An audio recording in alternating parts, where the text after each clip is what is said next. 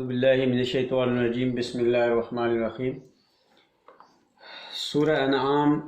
کی 58 اور 59 آیت آج ہم پڑھیں گے۔ قل لو ان عندی ما تستعجلون به،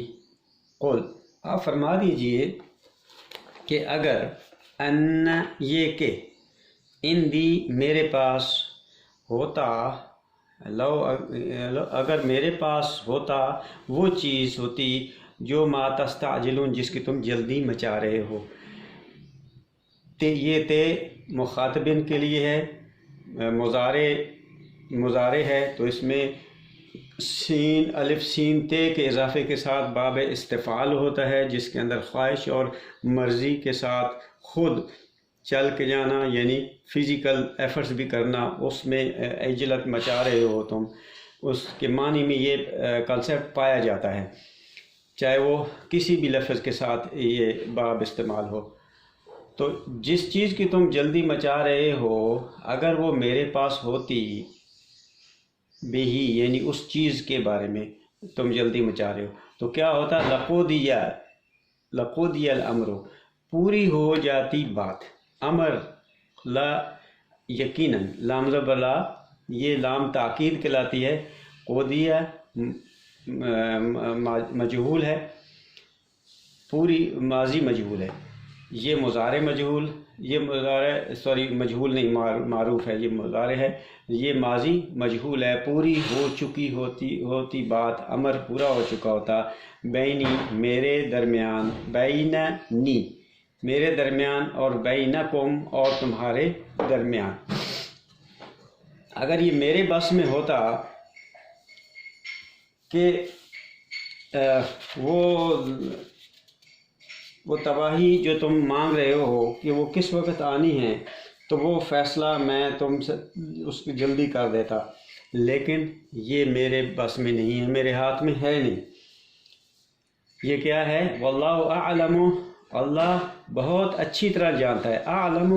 یہ اس میں تفضیل ہے، بہت اچھی طرح جانتا ہے، بالظالمین ظالموں کو۔ تو جس نے زیادتی کی، جس نے ظلم کیا ہے،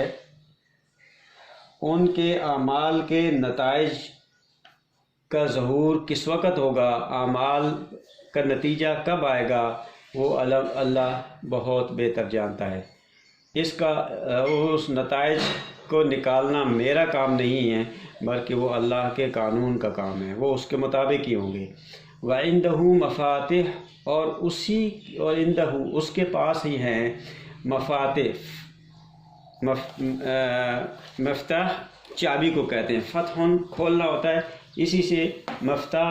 اس میں اعلیٰ ہے، جس چیز سے کوئی چیز کھولی جائے، مفاتیح اس کی جمع ہے،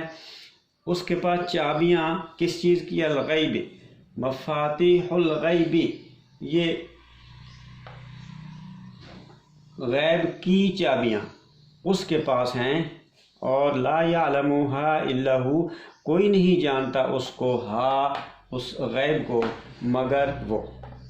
یعنی صرف اللہ ہی اس غیب کو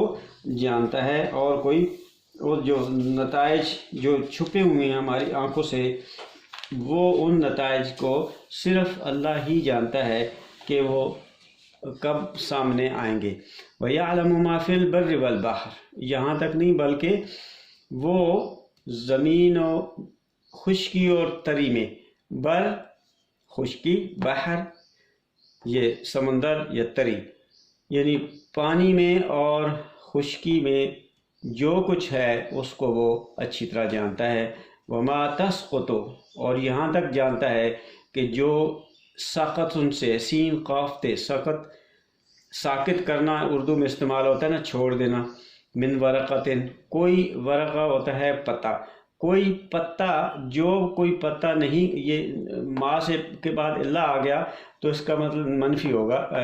اس نہیں آ جائے گا، نہیں کوئی پتا گرتا مگر یعلمھا، وہ اس کو جانتا ہے، کوئی پتا ایسا نہیں گرتا زمین پر